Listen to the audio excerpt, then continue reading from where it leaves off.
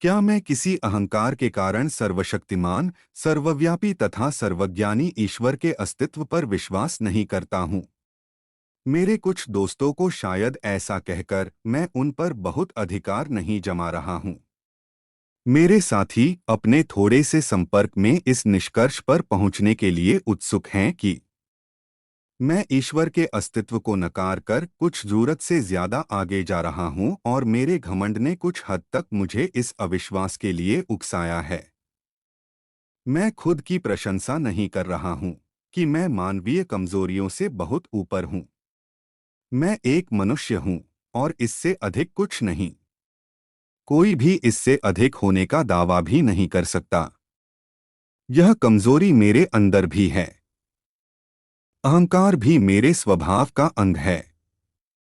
अपने साथियों के बीच मुझे निरंकुश कहा जाता था।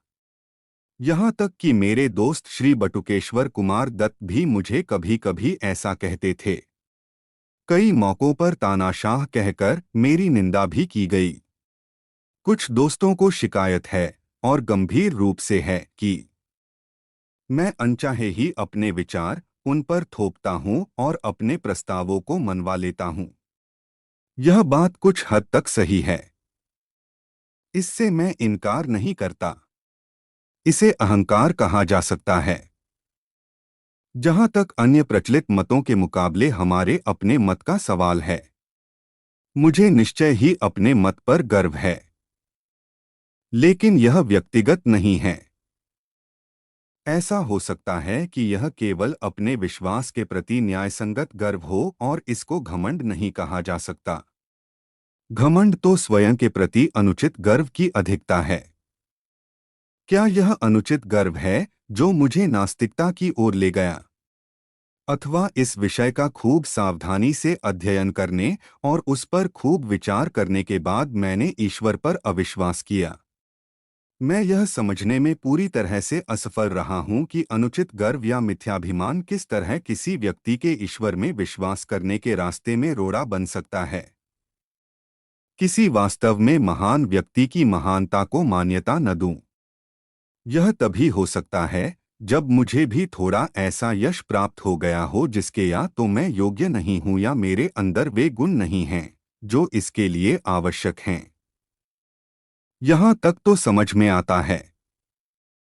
लेकिन यह कैसे हो सकता है कि एक व्यक्ति जो ईश्वर में विश्वास रखता हो अचानक अपने व्यक्तिगत अहंकार के कारण उसमें विश्वास करना बंद कर दे? दो ही रास्ते संभव है।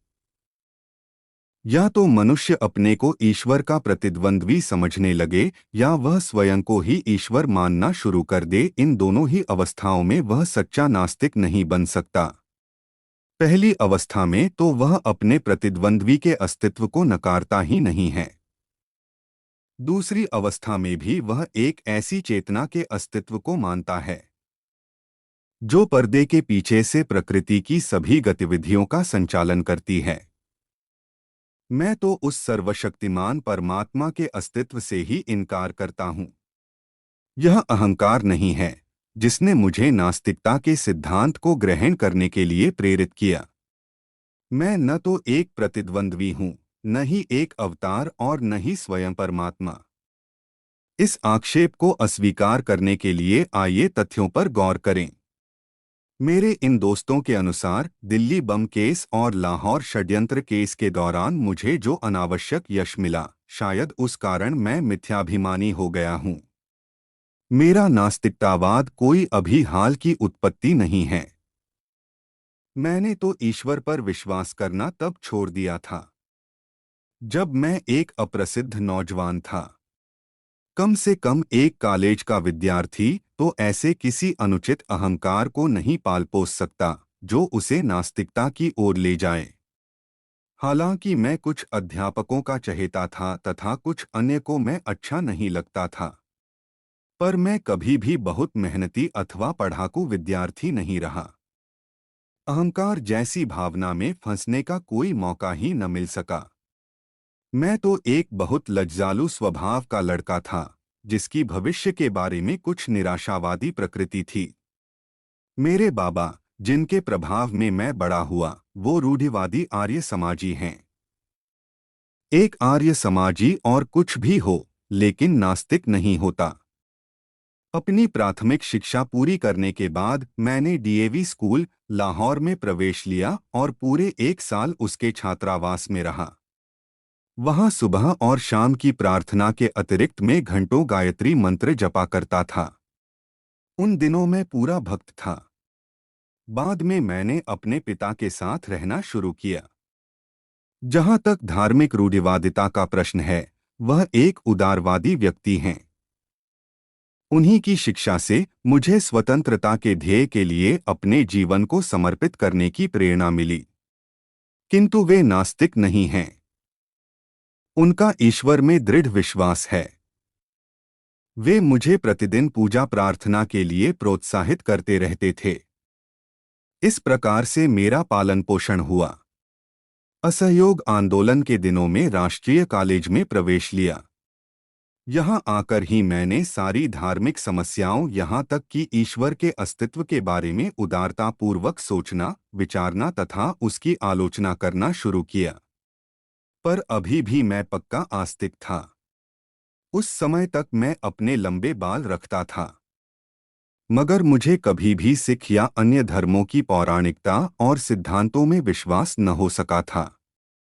किंतु मेरी ईश्वर के अस्तित्व में दृढ़ निष्ठा थी।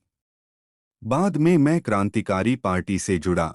वहां जिस पहले नेता से मेरा संपर्क हुआ, वे तो पक्का विश्वास नहीं होते हुए भी ईश्वर के अस्तित्व को नकारने का साहस ही नहीं कर सकते थे।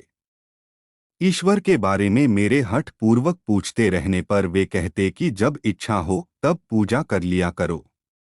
यह वो नास्तिकता है जिसमें साहस का अभाव है। दूसरे नेता जिनके मैं संपर्क में आया, वे पक्के श्रद्धालु थे। वो आदरणीय कामरेड शचीन्द्र नाथ सान्याल, जो आजकल काकोरी षड्यंत्र केस के सिलसिले में आजीवन कारावास भोग रहे हैं। उनकी पुस्तक बंदी जीवन में ईश्वर की महिमा का जोर शोर से गान है। उन्होंने उसमें ईश्वर के ऊपर प्रशंसा के पुष्प रहस्यात्मक वेदांत के कारण बरसाए हैं। 28 जनवरी 1925 को पूरे भारत में जो दी रिवॉल्यूशनरी का पर्चा बांटा गया था, वह उन्हीं के बौद्धिक श्रम का परिणाम है। उसमें सर्वशक्तिमान, उसकी लीला एवं कार्यों की प्रशंसा की गई है। मेरा ईश्वर के प्रति अविश्वास का भाव क्रांतिकारी दल में भी पैदा नहीं हुआ था। काकोरी के सभी 4 शहीदों ने अपने अंतिम दिन भजन प्रार्थना में गुजारे थे। राम प्रसाद बिस्मिल एक रूढ़िवादी आर्य समाजी थे। समाजवाद तथा साम्यवाद में अपने विस्तृत अध्ययन के बावजूद राजेन लाहिड़ी उपनिषद एवं गीता के श्लोकों के उच्चारण की अपनी अभिलाषा को दबा न सके। मैंने उन सब में सिर्फ एक ही व्यक्ति को देखा जो कभी प्रार्थना नहीं करता था और कहता था, दर्शन शास्त्र मनुष्य की दुर्बलता अथवा ज्ञान के सीमित होने के कारण उत्पन्न होता है। वह भी आजीवन निर्वासन की सजा भोग रहा है। परंतु उसने भी ईश्वर के अस्तित्व को नकारने की कभी हिम्मत नहीं की। इस समय तक मैं केवल एक रोमांटिक आदर्शवादी क्रांतिकारी था। अब तक हम दूसरों का अनुसरण करते थे। अब अपने कंधों पर जिम्मेदारी उठाने का समय आया था। यह मेरे क्रांतिकारी जीवन का एक निर्णायक बिंदु था। अध्ययन की पुकार मेरे मन के गलियारों में गूंज रही थी। विरोधियों द्वारा रखे गए तर्कों का सामना करने योग्य बनने के लिए अध्ययन करो। अपने मत के पक्ष में तर्क देने के लिए सक्षम होने के वास्ते पढ़ो। मैंने पढ़ना शुरू कर दिया। इससे मेरे पुराने विचार व विश्वास अद्भुत रूप से परिष्कृत हुए। रोमांस की जगह गंभीर विचारों ने ले ली, न और अधिक रहस्यवाद, न ही अंधविश्वास। यथार्थवाद हमारा आधार बना। मुझे विश्वक्रांति के अनेक आदर्शों के बारे में पढ़ने का खूब मौका मिला। मैंने अराजकतावादी नेता बाकुनिन को पढ़ा, कुछ साम्यवाद के पिता मार्क्स को, किंतु अधिक लेनिन, त्रोत्स्की व अन्य लोगों को भी पढ़ा जो अपने देश में सफलतापूर्वक क्रांति लाए थे। ये सभी नास्तिक थे। बाद में मुझे निर्लम स्वामी की पुस्तक सहज ज्ञान मिली। इसमें रहस्यवादी नास्तिकता थी। 1926 के अंत तक मुझे इस बात का विश्वास हो गया कि एक सर्वशक्तिमान परमात्मा की बात, जिसने ब्रह्मांड का सृजन, दिग्दर्शन और संचालन किया, वो एक कोरी बकवास है। मैंने अपने इस अविश्वास को प्रदर्शित किया। मैंने इस विषय पर अपने दोस्तों से बहस की। अब मैं एक घोषित नास्तिक हो चुका था। मई 1927 में मैं लाहौर में गिरफ्तार हुआ। रेलवे पुलिस हवालात में मुझे 1 महीना काटना पड़ा। पुलिस अफसरों ने मुझे बताया कि मैं लखनऊ में था जब वहां काकोरी दल का मुकदमा चल रहा था। मैंने उन्हें छुड़ाने की किसी योजना बनाई थी और उनकी सहमति पाने के बाद हमने कुछ बम प्राप्त किए थे, जो 1927 में दशहरा के अवसर पर उन बमों में से एक परीक्षण के लिए भीड़ पर फेंका गया था। यदि मैं क्रांतिकारी दल की गतिविधियों पर प्रकाश डालने वाला एक वक्तव्य दे दूं तो मुझे गिरफ्तार नहीं किया जाएगा और इसके विपरीत मुझे अदालत में मुखबिर की तरह पेश किए बगैर रिहा कर दिया जाएगा और इनाम दिया जाएगा। मैं इस प्रस्ताव पर हंसा। यह सब बेकार की बात थी। हम लोगों की भांति विचार रखने वाले कभी अपनी निर्दोष जनता पर बम नहीं फेंका करते। एक दिन सुबह सीआईडी के वरिष्ठ अधीक्षक श्री न्यूमन ने कहा कि यदि मैंने वैसा वक्तव्य नहीं दिया तो मुझ पर काकोरी केस से संबंधित विद्रोह छेड़ने के षड्यंत्र तथा दशहरा उपद्रव में क्रूर हत्याओं के लिए मुकदमा चलाने पर बाध्य होंगे और उनके पास मुझे सजा दिलाने और फांसी पर लटकाने के लिए उचित प्रमाण हैं। उसी दिन से कुछ पुलिस अफसरों ने मुझे नियम से दोनों समय ईश्वर की स्तुति करने के लिए फुसलाना शुरू किया। पर अब मैं एक नास्तिक था। मैं स्वयं के लिए यह बात तय करना चाहता था कि क्या शांति और आनंद के दिनों में ही मैं नास्तिक होने का दंभ भरता हूँ या ऐसे कठिन समय में भी मैं उन सिद्धांतों पर अडिग रह सकता हूँ। बहुत सोचने के बाद मैंने निश्चय किया कि किसी भी तरह ईश्वर पर विश्वास तथा प्रार्थना मैं नहीं कर सकता। नहीं, मैंने एक क्षण के लिए भी नहीं कि यही असली परीक्षण था और मैं सफल रहा। अब मैं एक पक्का अविश्वासी था और तब से लगातार हूं। इस परीक्षण पर खरा उतरना आसान काम न था। विश्वास कष्टों को हल्का कर देता है, यहां तक कि उन्हें सुखी बना सकता है। ईश्वर में मनुष्य को अत्यधिक सांत्वना देने वाला एक आधार मिल सकता है। उसके बिना मनुष्य को अपने ऊपर निर्भर रहना पड़ता है। तूफान और आंधी के बीच अपने पांवों पर खड़ा रहना कोई बच्चों का खेल नहीं है। परीक्षा की इन घड़ियों में अहंकार यदि है तो भाप बनकर उड़ जाता है और मनुष्य अपने विश्वास को ठुकराने का साहस नहीं कर पाता। यदि ऐसा करता है तो इससे यह निष्कर्ष निकलता है कि उसके पास सिर्फ अहंकार ही नहीं, कोई अन्य शक्ति है। आज बिल्कुल वैसी ही स्थिति है। निर्णय का पूरा पूरा पता है। एक सप्ताह के अंदर ही यह घोषित हो जाएगा कि मैं अपना जीवन एक ध्येय पर न्योछावर करने जा रहा हूं। इस विचार के अतिरिक्त और क्या सांत्वना हो सकती है? ईश्वर में विश्वास रखने वाला हिंदू पुनर्जन्म पर राजा होने की आशा कर सकता है। एक मुसलमान या ईसाई स्वर्ग में व्याप्त समृद्धि के आनंद की तथा अपने कष्टों और बलिदान के लिए पुरस्कार की कल्पना कर सकता है। किंतु मैं क्या आशा करूं? मैं जानता हूं कि जिस क्षण रस्सी का फंदा मेरी गर्दन पर लगेगा और मेरे पैरों के नीचे से तख्ता हटेगा, वह पूर्ण विराम होगा, वह अंतिम क्षण होगा। मैं या मेरी आत्मा सब वहीं समाप्त हो जाएगी। आगे कुछ न रहेगा। एक छोटी सी जूझती हुई जिंदगी जिसका कोई ऐसा गौरवशाली अंत नहीं है, अपने आप में स्वयं मेरा पुरस्कार होगा। बस और कुछ नहीं। बिना किसी स्वार्थ के यहाँ या यहाँ के बाद पुरस्कार की इच्छा के बिना मैंने अनासक्त भाव से अपने जीवन को स्वतंत्रता के ध्येय पर समर्पित कर दिया है, क्योंकि मैं इससे अतिरिक्त और कुछ कर ही नहीं सकता था। जिस दिन हमें इस मनोवृत्ति के बहुत से पुरुष और महिलाएं मिल जाएंगे जो अपने जीवन को मनुष्य की सेवा और पीड़ित मानवता के उद्धार के लिए अपने आप को समर्पित करेंगे, उसी दिन आज़ादी के युग का शुभारंभ होगा। वे शोषकों, उत्पीड़कों और अत्याचारियों को चुनौती देने के लिए प्रेरित होंगे। इसलिए नहीं कि उन्हें राजा बनना है या अगले जन्म में या मृत्यु के बाद स्वर्ग में पुरस्कार प्राप्त करना है। उन्हें तो मानवता की गर्दन से गुलामी का जुआ उतार फेंकने और स्वतंत्रता एवं शांति स्थापित करने के लिए इस मार्ग को अपनाना होगा। क्या वे उस रास्ते पर चलेंगे जो उनके अपने लिए खतरनाक किंतु उनकी महान आत्मा के लिए एकमात्र कल्पनीय रास्ता है?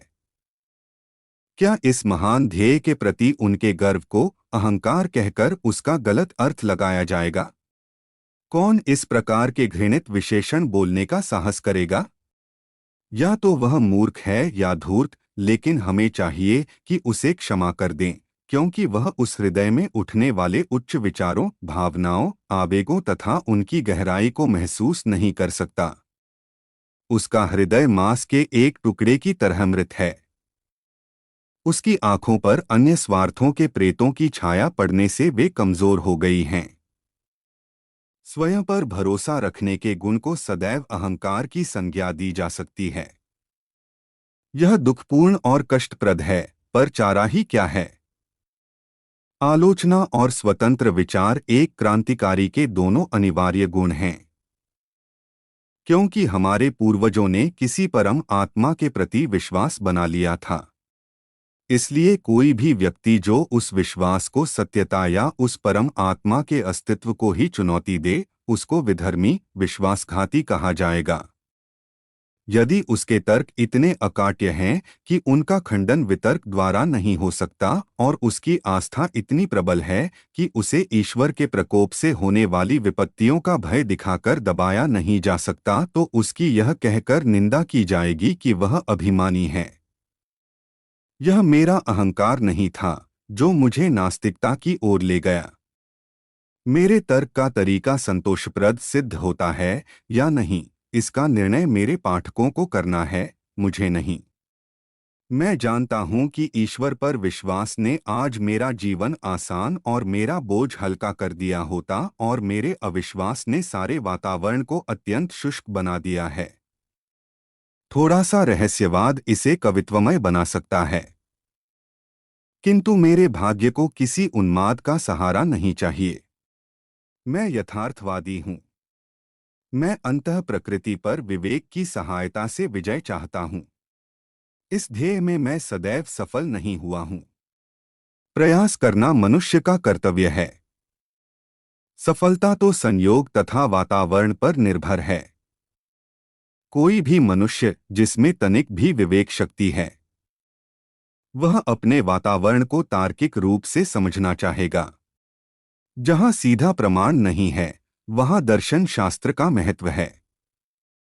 जब हमारे पूर्वजों ने फुर्सत के समय विश्व के रहस्य को, इसके भूत, वर्तमान एवं भविष्य को, इसके क्यों और कहां से को समझने का प्रयास किया, तो सीधे परिणामों के कठिन अभाव में हर व्यक्ति ने इन प्रश्नों को अपने ढंग से हल किया। यही कारण है कि विभिन्न धार्मिक मतों में हमको इतना अंतर मिलता है, जो कभी कभी बैर तथा झगड़े का रूप ले लेता है। न केवल पूर्व और पश्चिम के दर्शनों में मतभेद है, बल्कि प्रत्येक गोलार्ध के अपने विभिन्न मतों में आपस में अंतर है। पूर्व के धर्मों में, इस्लाम तथा हिंदू धर्म में जरा भी अनुरूपता नहीं है। भारत में ही बौद्ध तथा जैन धर्म उस ब्राह्मणवाद से बहुत अलग है, जिसमें आर्य समाज व सनातन धर्म जैसे विरोधी मत पाए जाते हैं। पुराने समय का एक स्वतंत्र विचारक चार्वाक है। उसने ईश्वर को पुराने समय में ही चुनौती दी थी। हर व्यक्ति अपने को सही मानता है। बात है कि पुराने विचारकों के अनुभवों तथा विचारों को भविष्य में अज्ञानता के विरुद्ध लड़ाई का आधार बनाने के बजाय हम आलसियों की तरह, जो हम सिद्ध हो चुके हैं, उनके कथन में अविचल एवं संशयहीन विश्वास रखने की चीख पुकार करते रहते हैं और इस प्रकार मानवता के विकास को जड़ बनाने के दोषी हैं। कोरा विश्वास और अंधविश्वास खतरनाक है। यह मस्तिष्क को जड़ बुद्धि और मनुष्य को प्रतिक्रियावादी बना देता है। जो मनुष्य अपने को यथार्थवादी होने का दावा करता है, उसे समस्त प्राचीन रूढ़िगत विश्वासों को चुनौती देनी होगी। प्रचलित मतों को तर्क की कसौटी पर कसना होगा। यदि वे तर्क का प्रहार न सह सके, तो टुकड़े टुकड़े होकर गिर पड़ेगा।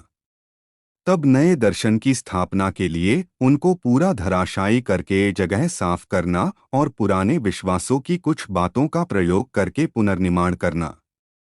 मैं प्राचीन विश्वासों के ठोसपन पर प्रश्न करने के संबंध में आश्वस्त हूँ।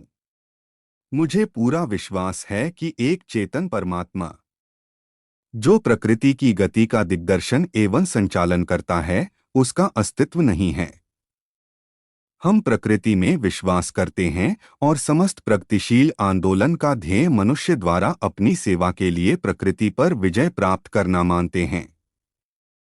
इसको दिशा देने के पीछे कोई चेतन शक्ति नहीं है। यही हमारा दर्शन है।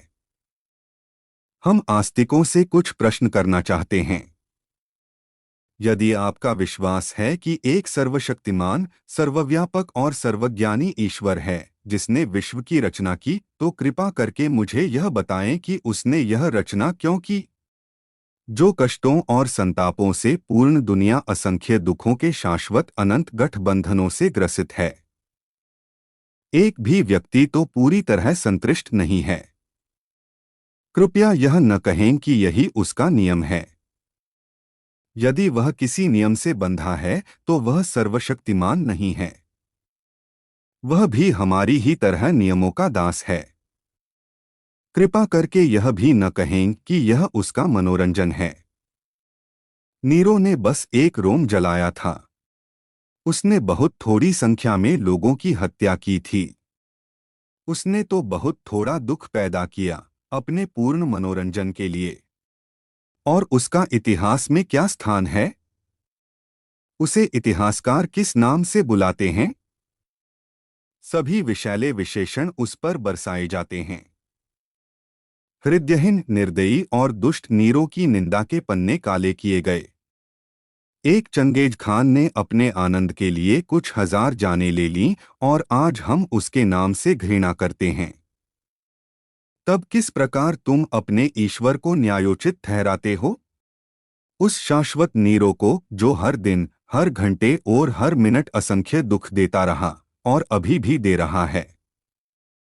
फिर तुम कैसे उसके दुष्कर्मों का पक्ष लेने की सोचते हो, जो चंगेज खान से प्रत्येक क्षण अधिक है?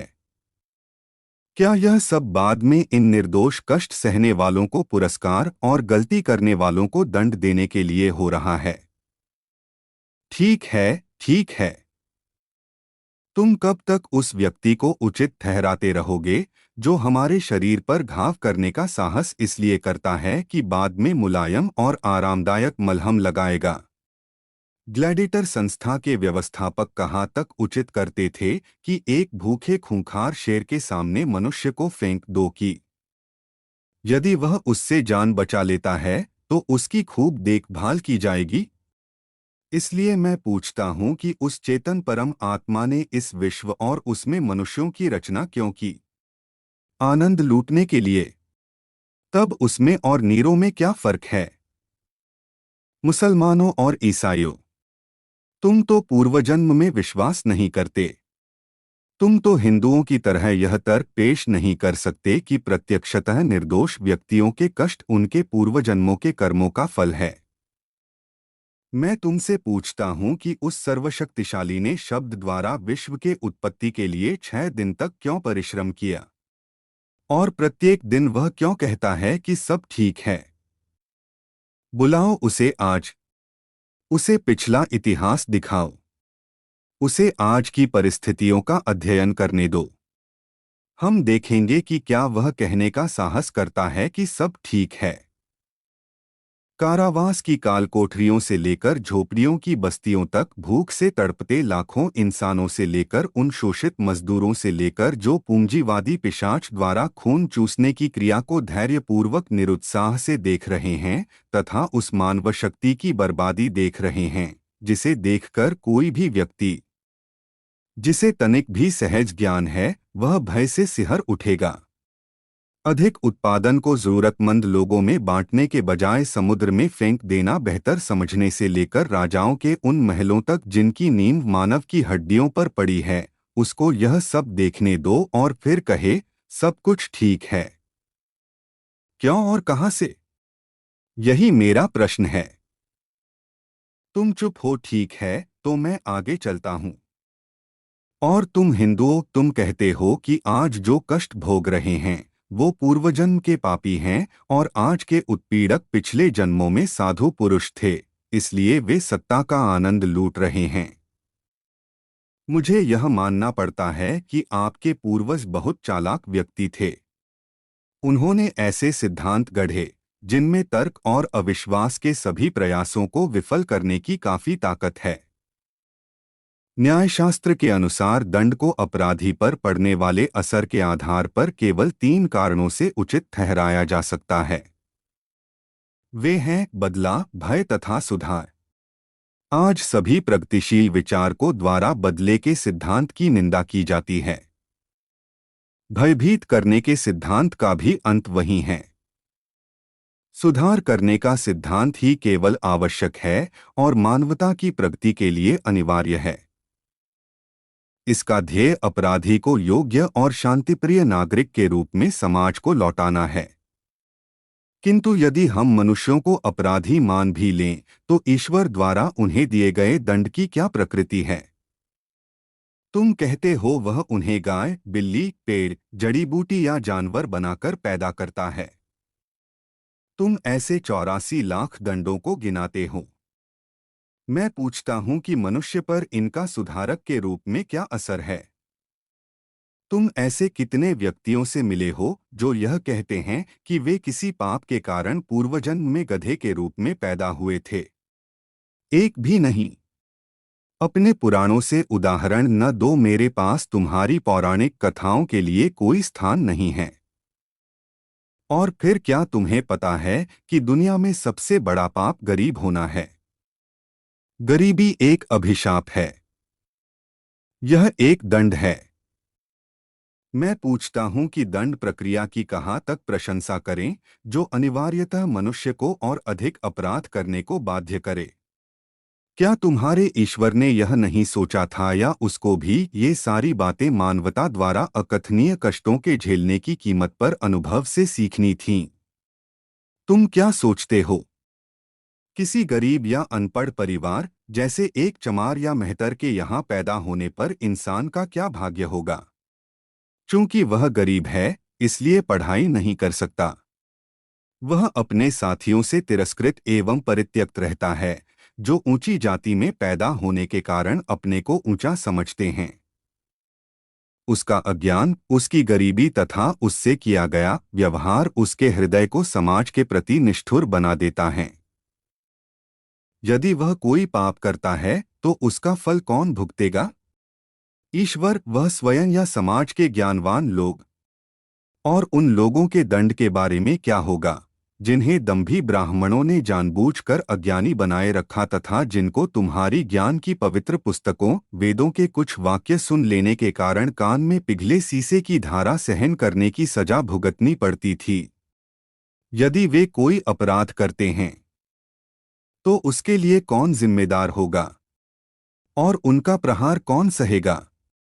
मेरे प्रिय दोस्तों, ये सिद्धांत विशेषाधिकार युक्त लोगों के आविष्कार हैं। ये अपनी हथियाई हुई शक्ति, पूंजी तथा उच्चता को इन सिद्धांतों के आधार पर सही ठहराते हैं। अपटन सिंक्लेयर ने लिखा था कि मनुष्य को बस अमरता में विश्वास दिला दो और उसके बाद उसकी सारी संपत्ति लूट लो। वह बगैर बड़बड़ाए इस कार्य में तुम्हारी सहायता करेगा। धर्म के उपदेशकों तथा सत्ता के स्वामियों के गठबंधन से ही जेल, फांसी, कोड़े और ये सिद्धांत उपजते हैं। मैं पूछता हूँ, तुम्हारा सर्वशक्तिशाली ईश्वर हर व्यक्ति को क्यों नहीं उस समय रोकता है जब वह कोई पाप या अपराध कर रहा होता है? यह तो वह बहुत आसानी से कर सकता है। उसने क्यों नहीं लड़ाकू राजाओं की लड़ने की उग्रता को समाप्त किया और इस प्रकार विश्वयुद्ध द्वारा मानवता पर पड़ने वाली विपत्तियों से उसे बचाया? उसने अंग्रेजों के मस्तिष्क में भारत को मुक्त करने की भावना क्यों नहीं पैदा की? वह क्यों नहीं पूंजीपतियों के हृदय में यह परोपकारी उत्साह भर देता कि वे उत्पादन के साधनों पर अपना व्यक्तिगत संपत्ति का अधिकार त्याग दें और इस प्रकार केवल संपूर्ण श्रमिक समुदाय बल्कि समस्त मानव समाज को पूंजीवादी बेड़ियों से मुक्त करें? आप समाजवाद की व्यावहारिकता पर तर्क करना चाहते हैं। मैं इसे आपके सर्वशक्तिमान पर छोड़ देता हूं कि वह लागू करे। जहां तक सामान्य भलाई की बात है, लोग समाजवाद के गुणों को मानते हैं। वे इसके व्यावहारिक न होने का बहाना लेकर इसका विरोध करते हैं। परमात्मा को आने दो और वह चीज को सही तरीके से करने दो। अंग्रेजों की हुकूमत यहाँ इसलिए नहीं है कि ईश्वर चाहता है, बल्कि इसलिए कि उनके पास ताकत है और हमें उनका विरोध करने की हिम्मत नहीं है। वे हमको अपने प्रभुत्व में ईश्वर की मदद से नहीं रखे हैं, बल्कि बंदूकों, राइफलों, बम और गोलियों, पुलिस और सेना के सहारे से रखे हैं। यह हमारी उदासीनता है कि वे समाज के विरुद्ध सबसे निंदनीय अपराध, एक राष्ट्र का दूसरे राष्ट्र द्वारा अत्याचारपूर्ण शोषण सफलतापूर्वक कर रहे हैं। कहाँ है ईश्वर? क्या वह मनुष्य जाति के इन कष्टों का मजा ले रहा है? तब तो वो एक नीरो, एक चंगेज हैं। क्या तुम मुझसे पूछते हो कि मैं इस विश्व की उत्पत्ति तथा मानव की उत्पत्ति की व्याख्या कैसे करता हूँ? ठीक है, मैं तुम्हें बताता हूँ। चार्ल्स डार्विन ने इस विषय पर कुछ प्रकाश डालने की कोशिश की है। उसे पढ़ो, यह एक प्रकृति की घटना है। विभिन्न पदार्थों के आकस्मिक मिश्रण से उत्पन्न निहारिका से पृथ्वी बनी। कब? इतिहास देखो। इसी प्रकार की घटना से जंतु पैदा हुए और एक लंबे दौर में मानव। डार्विन की जीव की उत्पत्ति पढ़ो और तदुपरांत सारा विकास मनुष्य द्वारा प्रकृति के लगातार विरोध और उस पर विजय प्राप्त करने की चेष्टा से हुआ। यह इस घटना की संभवतः सबसे सूक्ष्म व्याख्या है। तुम्हारा दूसरा तर्क यह हो सकता है कि क्यों एक बच्चा अंधा या लंगड़ा पैदा होता है? क्या यह उसके पूर्वजन्म में किए गए कार्यों का फल है? जीव विज्ञानियों ने इस समस्या का वैज्ञानिक समाधान निकाल लिया है। अवश्य ही तुम एक और बचकाना प्रश्न पूछ सकते हो। यदि ईश्वर नहीं है, तो लोग उसमें विश्वास क्यों करने लगे? मेरा उत्तर सूक्ष्म तथा स्पष्ट है। जिस प्रकार वे प्रेतों तथा दुष्ट आत्माओं में विश्वास करने लगे, उसी प्रकार ईश्वर पर। अंतर केवल इतना है कि ईश्वर में विश्वास विश्वव्यापी है और दर्शन अत्यंत विकसित हैं। इसकी उत्पत्ति का श्रेय उन शोषकों की प्रतिभा को है, जो परमात्मा के अस्तित्व का उपदेश देकर लोगों को अपने प्रभुत्व में रखना चाहते थे तथा उनसे अपनी विशिष्ट स्थिति का अधिकार एवं समर्थन चाहते थे। सभी धर्म, संप्रदाय, पंथ और ऐसी अन्य संस्थाएं अंत में निर्दयी और शोषक संस्थाओं, व्यक्तियों तथा वर्गों की समर्थक हो जाती हैं। राजा के विरुद्ध विद्रोह करना हर धर्म में सदैव ही पाप रहा है। मनुष्य की सीमाओं को पहचानने पर, उसकी दुर्बलता व दोष को समझने के बाद परीक्षा की घड़ियों में मनुष्य को बहादुरी से सामना करने के लिए उत्साहित करने, सभी खतरों को पुरुषत्व के साथ झेलने तथा संपन्नता एवं ऐश्वर्य में उसके विस्फोट को बांधने के लिए ईश्वर के काल्पनिक अस्तित्व की रचना हुई। अपने व्यक्तिगत नियमों तथा पालनहार जैसी उदारता से पूर्ण ईश्वर की बढ़ा-चढ़ाकर कल्पना एवं चित्रण किया गया। जब उसकी उग्रता तथा व्यक्तिगत नियमों की चर्चा होती है, तो उसका उपयोग एक भय दिखाने वाले के रूप में किया जाता है, ताकि कोई मनुष्य समाज के लिए खतरा न बन जाए। जब उसके पालनहार के गुणों की व्याख्या होती है, तो उसका उपयोग एक पिता, माता, भाई, बहन, दोस्त तथा सहायक की तरह किया जाता है। जब मनुष्य अपने सभी दोस्तों द्वारा विश्वासघात तथा त्याग देने से अत्यंत मुसीबत में हो, तब उसे इस विचार से सांत्वना मिल सकती है कि एक सदा सच्चा दोस्त उसकी सहायता करने को है उसको सहारा देगा तथा वह सर्वशक्तिमान है और कुछ भी कर सकता है। वास्तव में आदिम काल में वह चीज समाज के लिए उपयोगी थी।